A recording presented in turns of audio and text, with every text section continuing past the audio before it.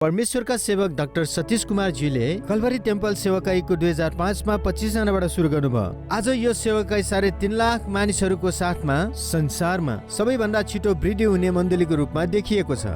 2012 मा सबभन्दा पहिला 52 दिनमा परमेश्वरको इच्छा अनुसार एउटा ठूलो आराधना गर्ने ठाउँ निर्माण गरे, जसद्वारा परमेश्वरको नाम महिमित भए। 2003 मा कलवरी स्वर टिभी कार्यक्रमको सुरुवात भयो। आज यो कार्यक्रम संसारभरिमा 17 भाषामा प्रसारित गरिएको छ।